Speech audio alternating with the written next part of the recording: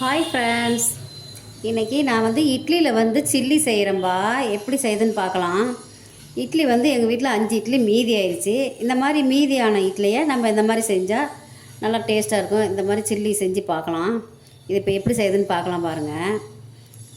இதை இப்போ நம்ம 6ஆக கட் பண்ணோம். சின்ன சின்ன பீஸாக கட் பண்ணிக்கலாம். இப்போ எப்படி செய்யுதுன்னு பார்க்கலாம்.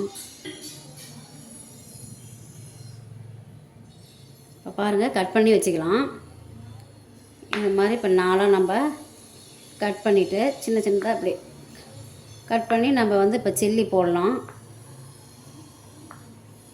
இந்த மாதிரி நம்மலாம் கட் பண்ணி வச்சுக்கணும்.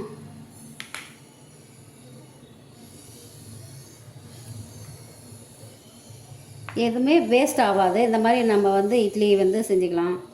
இட்லியிலே நிறைய விதமாக நம்ம செஞ்சுக்கலாம். உப்புமாவும் பண்ணிக்கலாம். ஏற்கனவே இந்த மாதிரி நான் உப்புமா செஞ்சு காட்டியிருக்கேன். இப்போ இது சில்லி எப்படி போடுறதுன்னு பார்க்கலாம். பாருங்கள், இப்போ நான் அரிசி மாவு, கார்ன்ஃப்ளவர் மாவு இதை 3மே நம்ம சேர்த்து இப்போ கலந்து மிக்ஸ் பண்ணி ஃபுட் கலர் கொஞ்சம் சேர்த்திக்கங்க. சில்லி பவுட்ரு கலர் வரணும். இப்போ இதெல்லாம் மிக்ஸ் பண்ணிக்கலாம். பாருங்கள், இப்போ அதை தண்ணி தெளித்து நம்ம இதை அப்படியே கலந்து இதுலேயே எல்லாம் நம்ம பெரட்டி அப்படியே எண்ணெயில் போட்டுடலாம். இது சில்லி மாதிரி இப்போ நம்ம நல்லா முறுமுறுன்னு நல்லா வந்துடும்.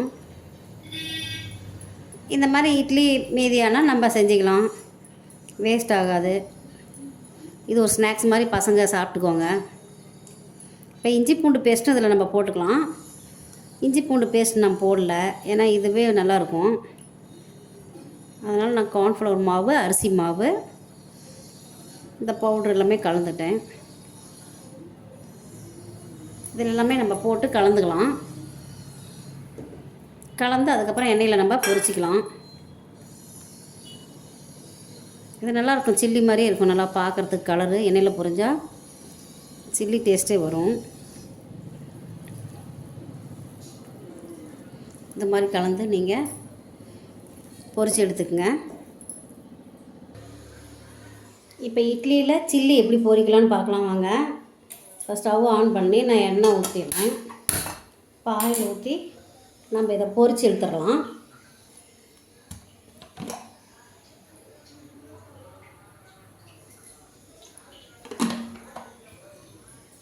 இப்போ ஆயில் நல்லா காயிடுங்க. பாருங்கள், ஆயில் நல்லா சூடு ஏறிடுச்சு. இப்போ நம்ம இது பொரிச்சிடலாம்.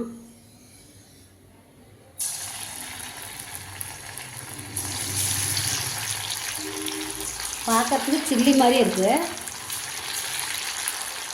இந்த மாதிரி மீதியான இட்லி இந்த மாதிரி நம்ம உப்புமா செஞ்சுக்கலாம். சில்லி போட்டுக்கலாம்.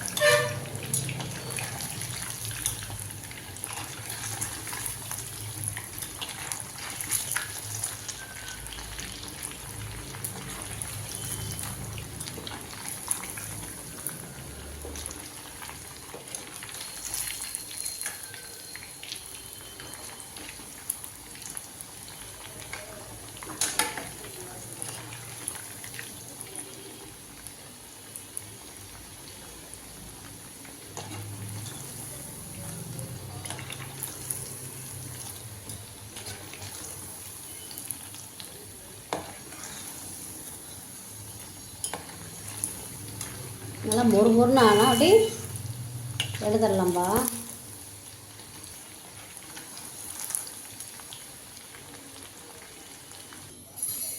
பாருங்கள், இட்லியில் இப்போ சில்லி ரெடி பண்ணிட்டோம். அதை இப்போ கருவேப்பிலை கொஞ்சம் எண்ணெயில் பொரிச்சிருக்கேன். அதை அப்படியே மேலே டெக்கரேஷனுக்கு போடுறேன்.